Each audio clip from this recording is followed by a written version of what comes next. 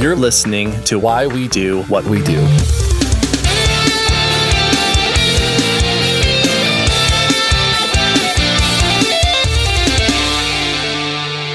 Welcome to Why We Do What We Do. I am your native host, Abraham.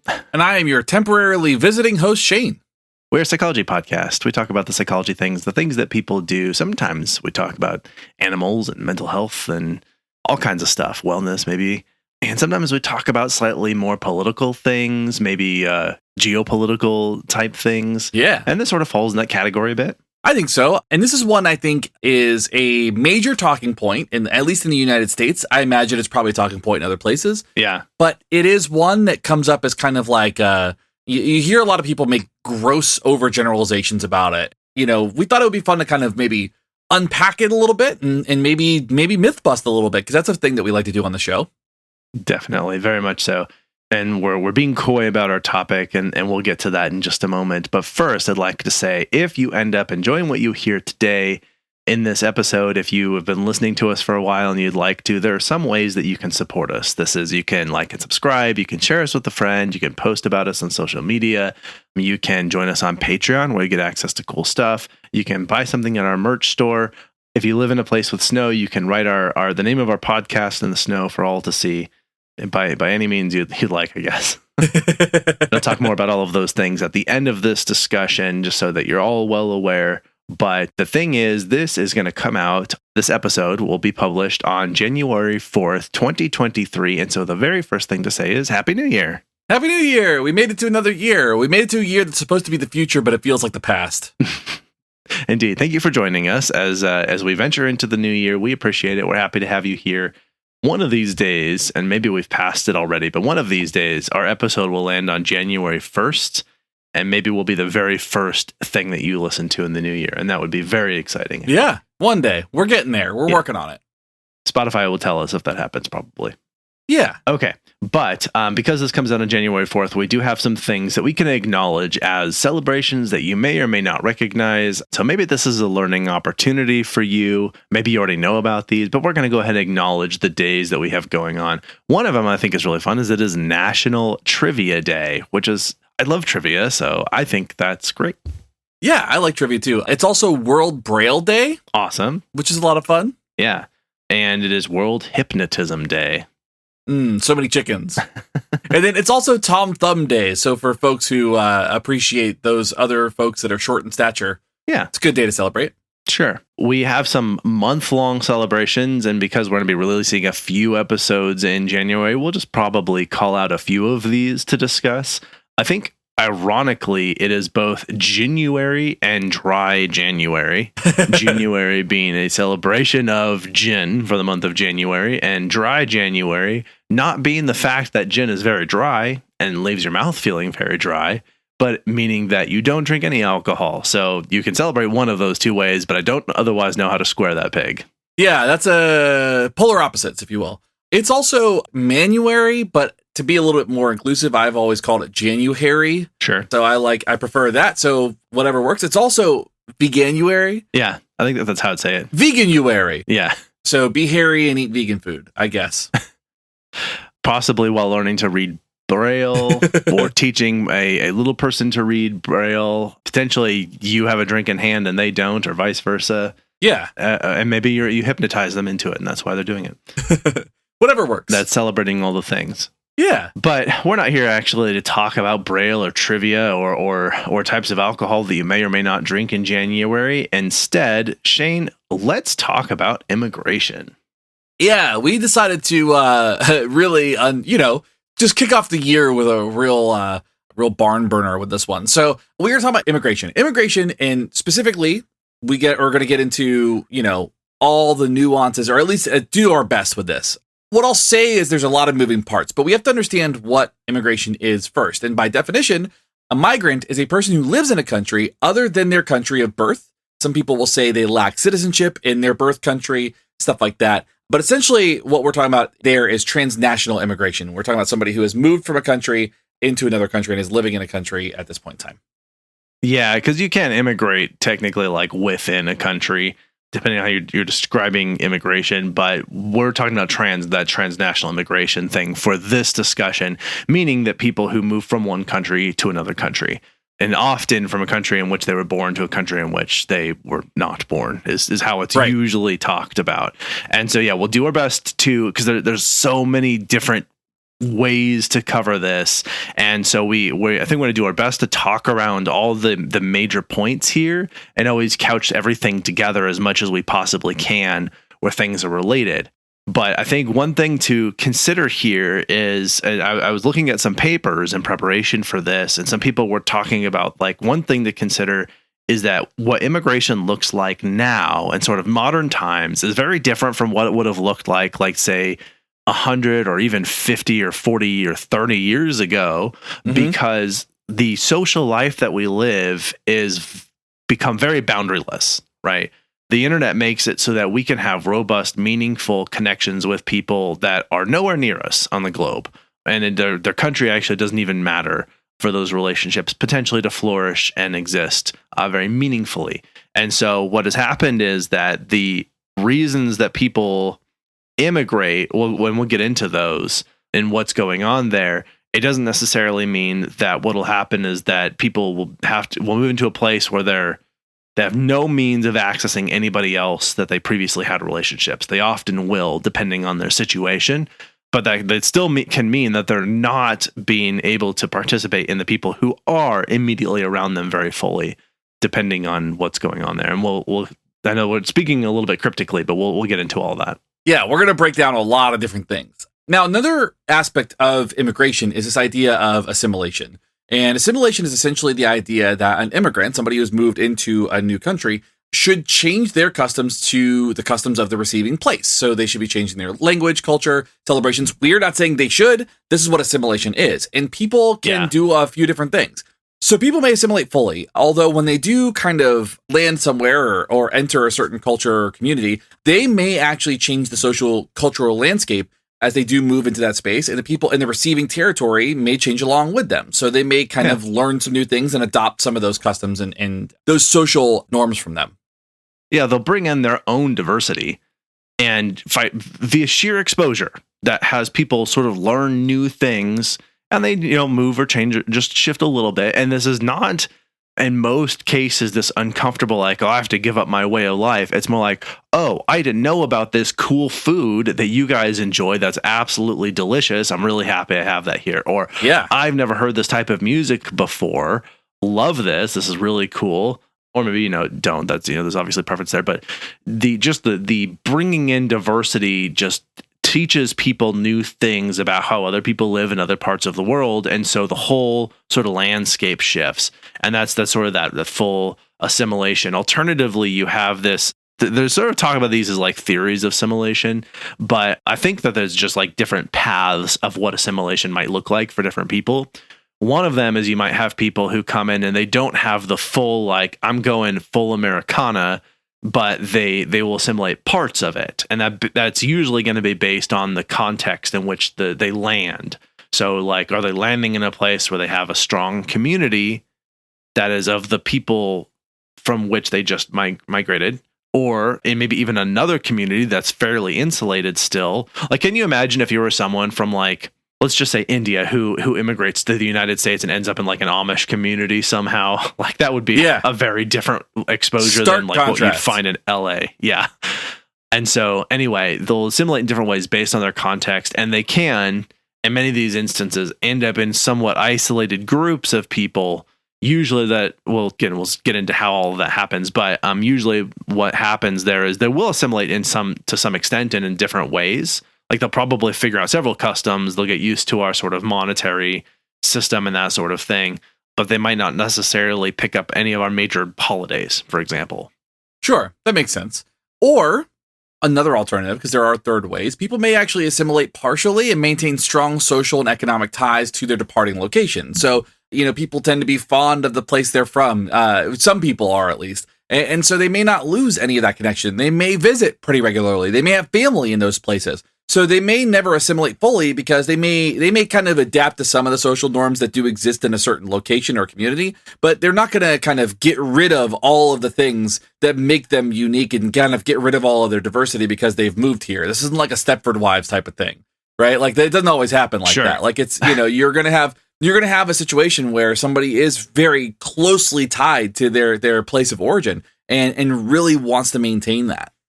I like that as a reference as the wives.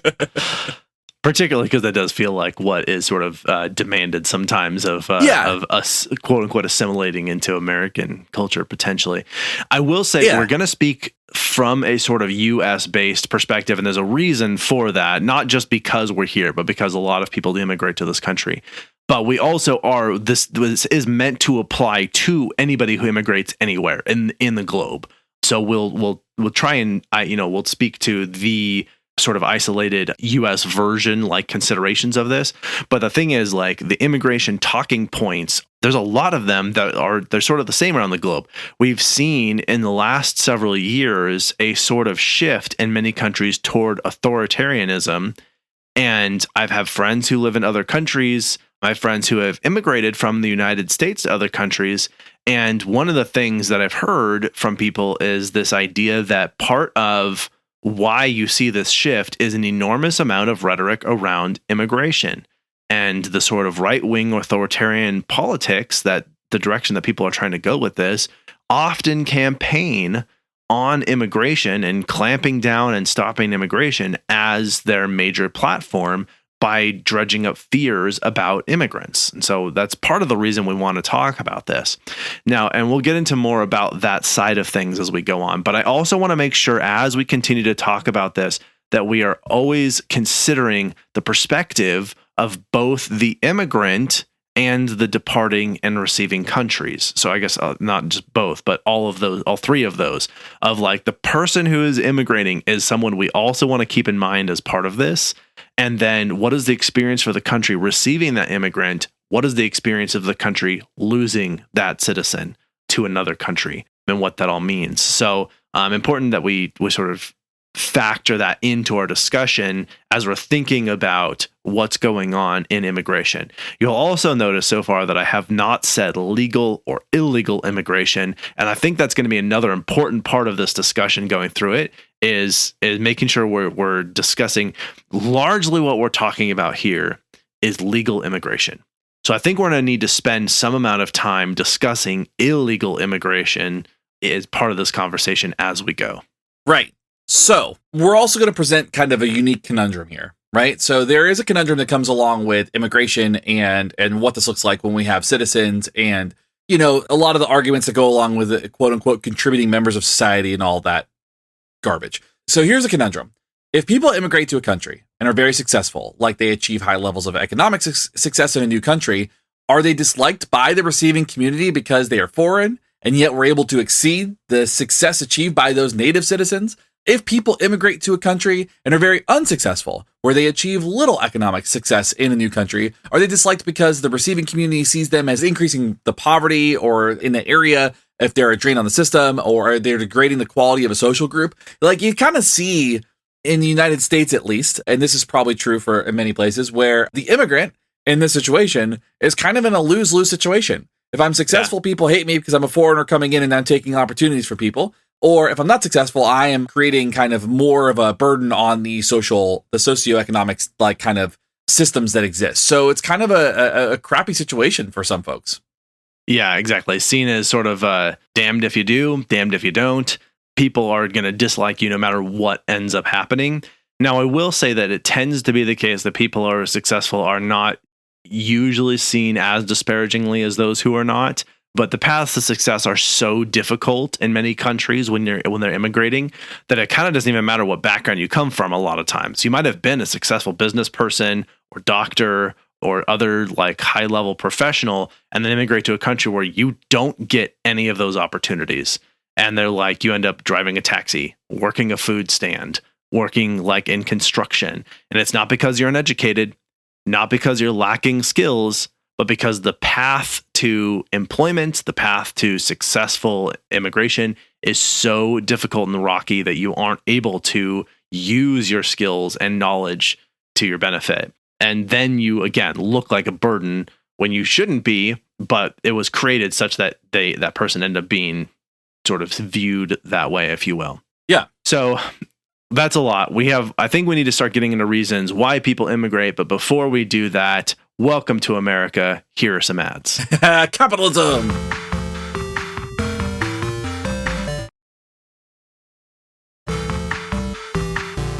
Okay, we've been talking about the overall system of immigration, right?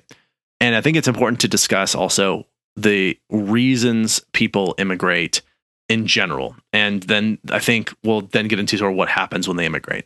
So again, let's start with, for both legal and illegal immigration, immigration is extremely costly. This is very expensive in many ways. You're going to be facing language barriers. So there's often, not always, but often there's language barriers, meaning that it's going to be difficult for you to communicate effectively, which has its own sort of social cost and also puts you potentially in dangerous situations. There's geographical knowledge barriers if you end up going to a country. And again, we'll talk about the reasons people move in a second here. But just not knowing where you are, not knowing anything about how to get from point A to point B. What are the transit systems like, if there are any, right?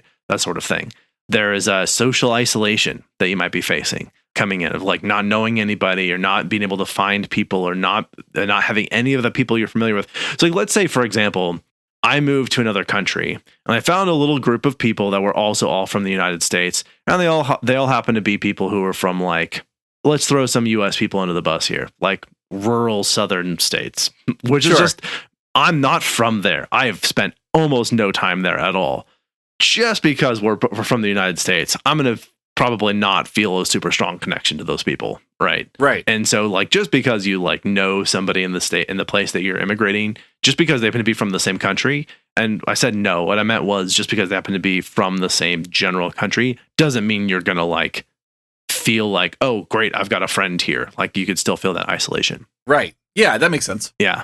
Also, moving to a new place means that you are ignorant of the current laws and customs. I mean, we hear all the time about Americans traveling and tourists like get arrested for doing things that are totally legal in the United States but might be illegal somewhere else, or vice versa. Yeah. Also, it is very f***ing expensive. People from the poorest countries have lower immigration because they can't afford to leave. It's expensive to travel, to get to a place, to apply to places. I mean, however you want to talk about it. Like, it's an expensive process. It's not something that you can just pay, like, you know, like a car title registration fee and just move on. And even that's expensive for people. So like, you can't, it's not something that can just be done overnight very easily. Yeah. So exactly as you said, a lot of people are like, they're just sending us our poor. Well, most of the time, if they're in that level of poverty, they can't get here. So that's not the case. But also thinking about what it says on our Statue of Liberty: give me your tired, your poor, your huddled masses yearning to breathe free, the wretched refuse of your teeming shore. Send those, the homeless, tempest tossed to me. I lift my lamp beside the golden door. And so that's, you know, the new Colossus sonnet that we had initially tried to bring as many people into this country as possible, understanding that people, in a way, if you think about this from a purely economic standpoint, are capital. Mm-hmm. And so that means that the more people you have, the more capital you have. If we think about some of the most powerful countries in the world, the countries with the most people. And so that was part of why we wanted to bring a lot of people into the United States initially.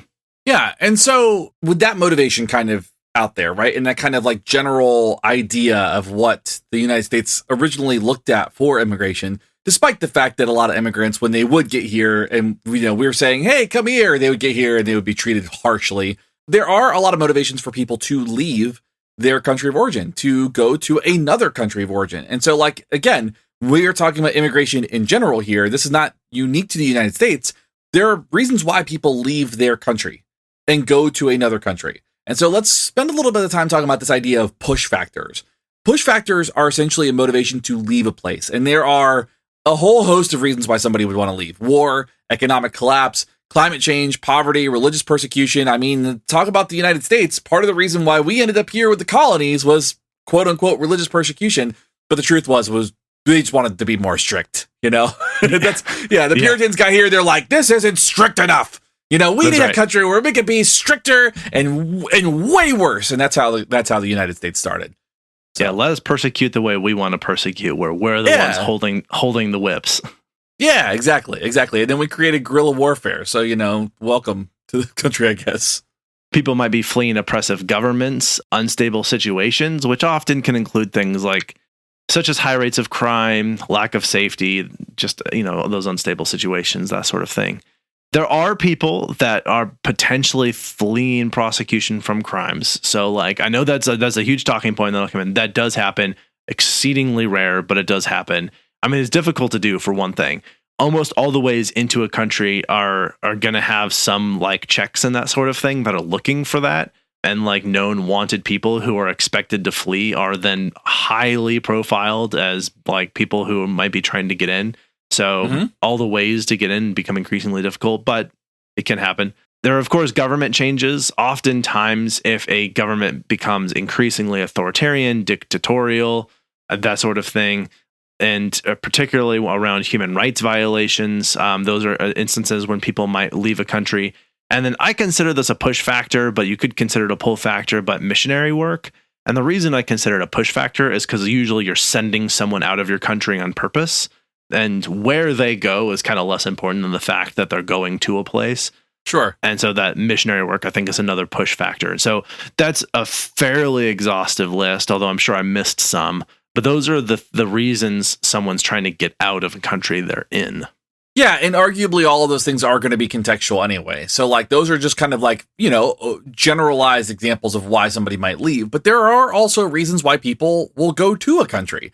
And those are called pull factors. And so these are motivations for people to enter a country or leave, to go to. They are drawn toward, right? So if push factors are trying to avoid a situation, pull factors are trying to get to a situation. And that's going to include moving from a small to a large economy. That's going to be increased stability or safety. That's going to be freedom from persecution, better climate. We talked about less oppressive governments, right? So you're leaving maybe somewhere that is, highly restrictive. So pushing away from that place, but moving towards something a little bit more free.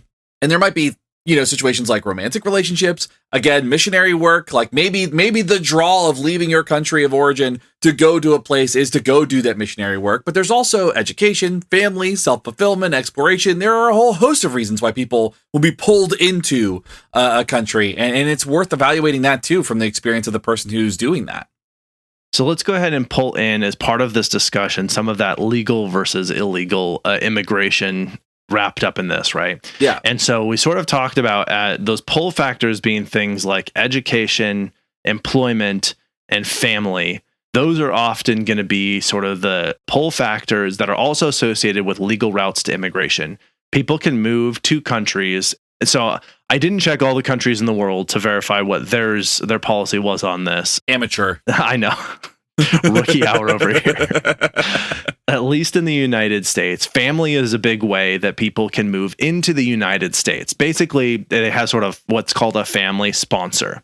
You might hear this racialized in a way called chain immigration, which is not an accurate way to describe it and is used in a derogatory way. But mostly what it is you have family sponsored immigration, meaning you have a direct kin relationship to the person. In the United States, it means that your parent, a spouse, a child, I can't remember if sibling was one of them. I think that I saw that it was, but it's mostly the people you would generally be living in a house with if you were sort of going to be in most normal situations living in a house with somebody in a stable setup. So sure, that the family is a big way of legal immigration might happen. Although of course there's all the paperwork, there's all the things, but it's making sure that someone's vouching for you, bringing you into the United States.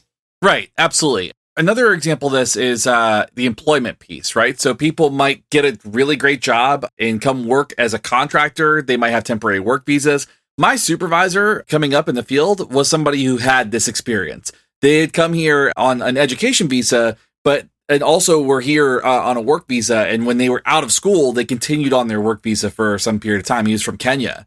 And so he had come from Kenya and worked here and done that. And he did it through all the routes. But every year he's filling out paperwork, and it's quite a lot to be able to maintain without citizenship. Yeah, suffice it to say that despite that being a path, all the ways we're talking about as legal ways, there is just full of red tape. It is extremely challenging, even via means where we're sort of saying, open road, come on in.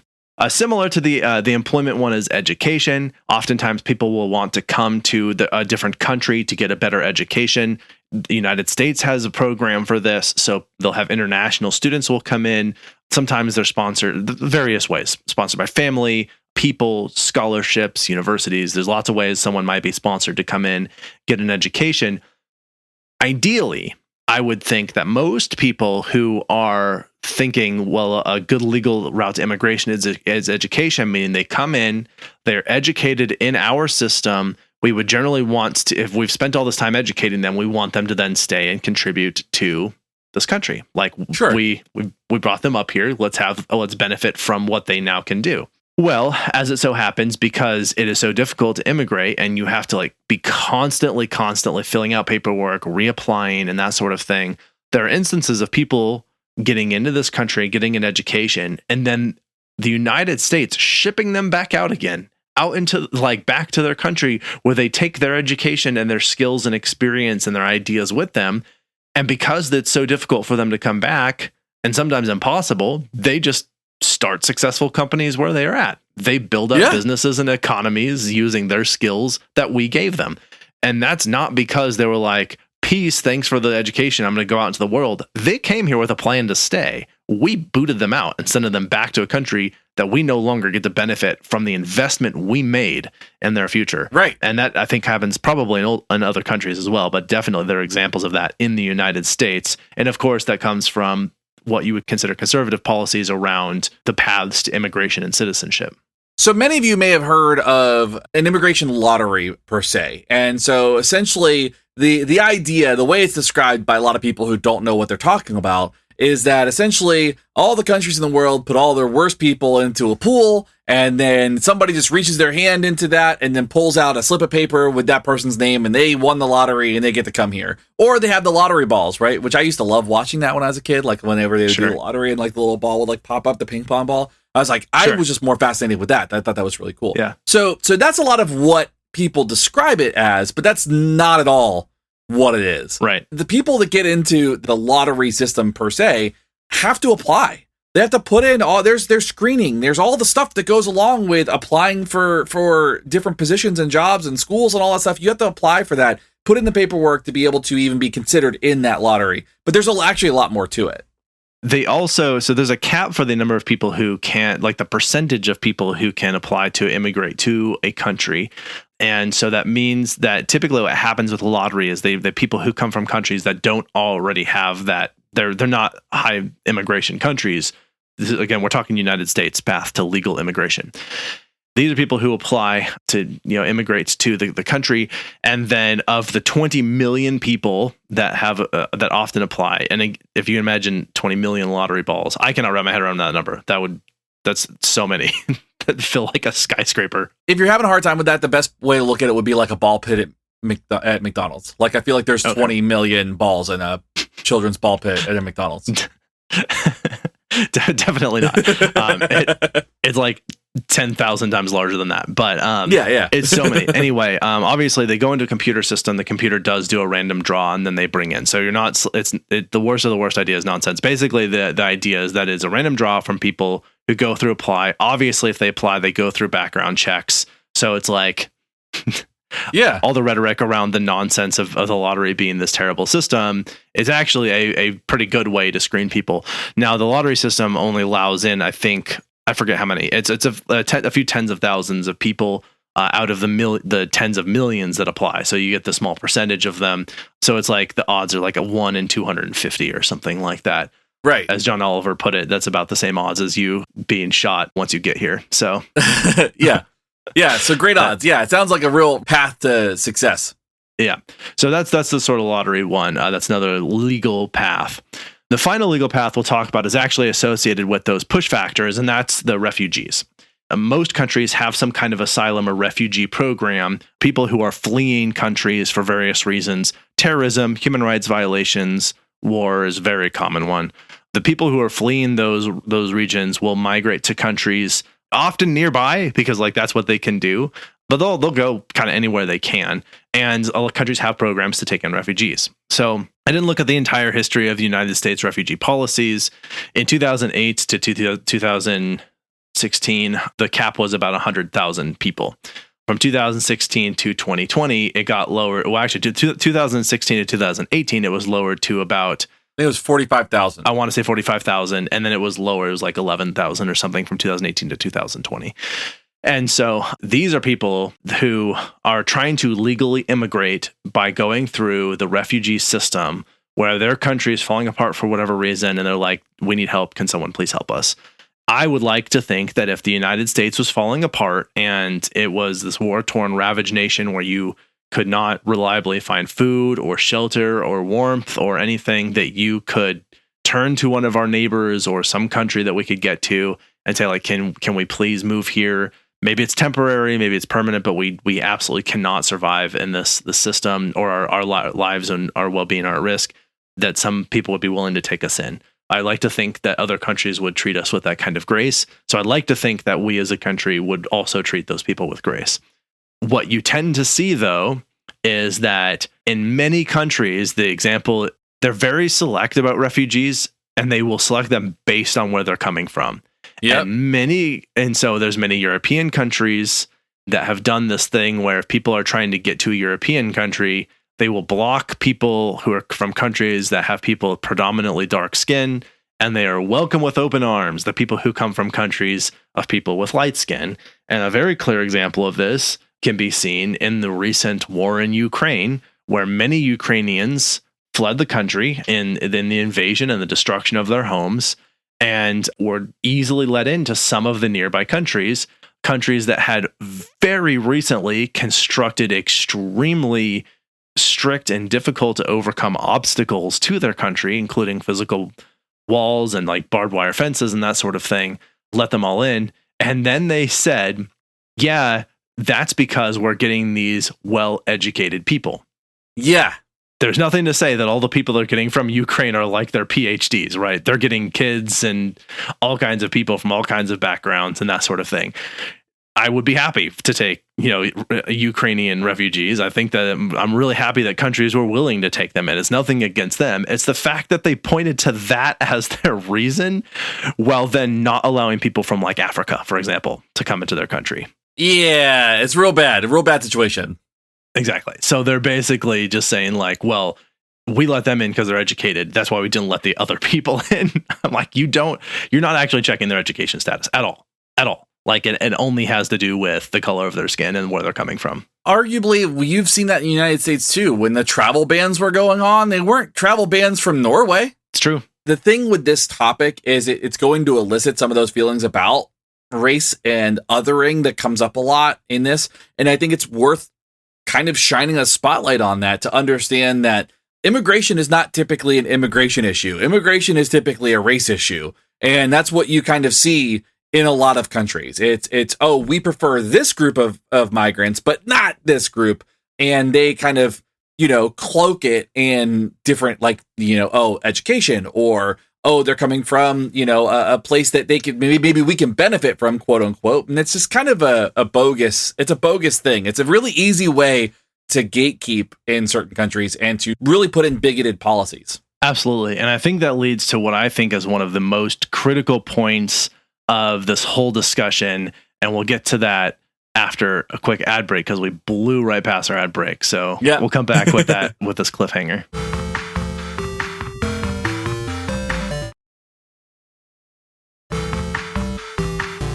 Okay, so I think that what we ended on, I hope the ads were worth it. We're coming back with is one of the biggest points about this is that when people talk about this idea of legal immigration, and we've been trying to allude to this whole time, is that people they'll say they're all for legal immigration while making legal immigration as difficult as humanly possible. The Trump administration had set a goal of 0 refugees as a possible immigration target, meaning that from that legal system, that legal pathway would be gone. They tried to restrict the family to basically just children and spouses or something like really close to that, meaning that that path to legal immigration would be gone. So they talk about legal immigration being a good thing while making legal immigration nearly impossible.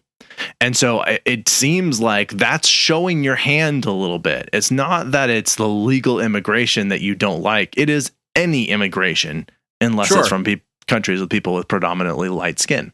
And that's why it's so important, I think, to consider all of those factors and to start looking at what we mean when we say legal and illegal, because the difference between borders are imaginary, right? We just sort of made them up, and then we spend our lives trying to enforce them. And there are legal consequences and like financial consequences to that. And I understand why that's very important, or people view it as very important. But when we look at the legal versus illegal immigration, the line between legal and illegal is also arbitrary. And they're trying to push it as far as possible toward like what legal looks like is almost non-existent, right? So illegal immigration could be legal if we made it that way by putting in policies that really enabled people to migrate.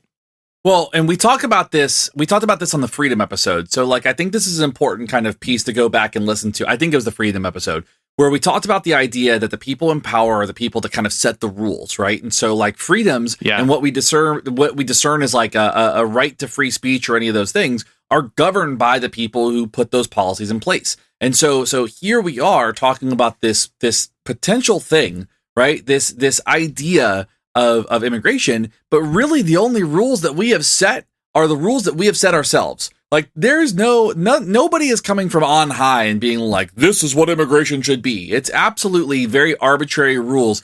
And the people that are in power have made it so difficult for people to get here, quote unquote, legally, like under legal immigration laws.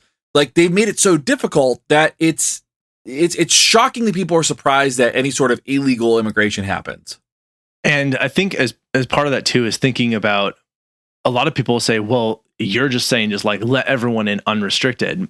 And that's not what legal immigration means. I think it's fairly clear where we're going to land on this. If we haven't already said it, is that if you're advocating for immigration and you're saying, well, we're in support of making legal immigration as easy as possible, that will still entail all the things that come along with that, which is background checks, medical checks, and like facilitating like transition to a home, to potentially to a job, getting put into the system so that we know sort of who you are and where you are and that sort of thing.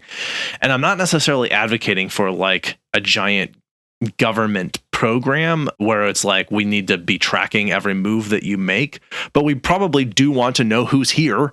Honestly, it'd make the census easier if we had that relatively under wraps. If we know who's here, then we know like how to allocate resources. I mean, I think that's the thing that people are like, they're forgetting. It's like, we need to allocate resources to the folks in the communities that need it. So we can't do that if we don't know how many people are there and all that stuff. And I think that's just maybe one part, a small piece of the larger picture that we're talking about here too. Right. And by simply trying to stymie the legal immigration routes as much as humanly possible, what you end up doing is making it more likely that people will try and immigrate, but they'll have to go through those illegal routes. Right. Right. And so then you lose the opportunity to see who's actually here. You lose the opportunity to do background checks. You lose the opportunity to do medical checks and all of those really important things that should be part of the system. So like you might slow it down a little bit, but you're not going to stop it. And you're just going to make it harder for you to know what's actually happening if you make it more difficult for people to try and immigrate. Right. And so that's, I think, an important consideration is like, we're not saying just like unrestricted access completely. Like we still want to have like a system of and a process for it. We just want to generally, at least I would say, advocate for a process that does get people in the door as easily as possible, so that they're not facing a mountain of unnecessary bureaucratic hurdles and red tape. I think you nailed it. I think that's the problem is so many of these policies are unnecessary, systemically racist policies that have made it incredibly difficult for people who need to access different resources or want to access different resources. They can't get here. Right. It's made it so incredibly difficult for anybody to do the thing that they're trying to do. Like, I mean, I just going back to the conversation you brought up before, you brought up the idea of like taking the perspective of the person who is trying to emigrate, right? Like, I think of like how easy it would be for me to go. Well, maybe, I don't know. People are not really fond of Americans right now, but as an American, like I could go to another country and I could probably get in pretty easily. You know, I could probably use my passport, get in. I could probably apply to a school in another country and probably not have any real issues except for like kind of the regular paperwork. I'm also a straight white male, right? But I know which countries that would be easy to do that in. But somebody who has melanin in their skin, somebody who is coming from a place that is a country that's got a bad rap. I mean, think about like how many families from the Middle East have probably tried to get here and haven't been able to since 9/11. Yeah, absolutely. You know what I mean? And it's all because of arbitrary rules that are put in place. It's a systemic racism issue ultimately. A large part of it, I should say. That's not the issue with immigration, but that is a large part of the verbal behavior and the languaging around immigration. Yeah. We still have so much to talk about. We've actually sort of, we still have to talk about when we're considering what happens to a country when people leave, what happens to a country when people get there. And that's a lot to unpack right there. Doing some myths, talking about some statistics. We have so much that I actually think it'd probably be appropriate at this time to just turn this into a two-parter. Does that sound reasonable? I think that's fair. I mean, I think the value of our show is that we want to ensure that this type of topic has enough room to breathe. Yeah. You know, if we're talking about sarcasm, that probably doesn't need a 3-4 part series, right? As much as I love that topic. That's what you think. Here we go. Yeah, get ready. 2023. Here we come with an 8-part sarcasm issue. No, but I think this is one of those topics that needs a lot of room to breathe and a lot of room to unpack and a lot of room to process. And so I think it's fair to probably say, yeah, this is going to be a 2-parter for sure. And maybe even some additional parts depending on how far we get in the next one. I don't know. Fair. It's a tough topic to talk about. Awesome. Well, okay, let's go ahead and call it there then. Man, we started off the year with a nice light fun one, didn't we? Yeah, that's what we like to do. We've given you all these light fun ones and then we're going to start off the year with another light fun one, you know? Yeah. Speaking of sarcasm. Yeah. Perfect. Well, let's go ahead and call it there and give some recommendations.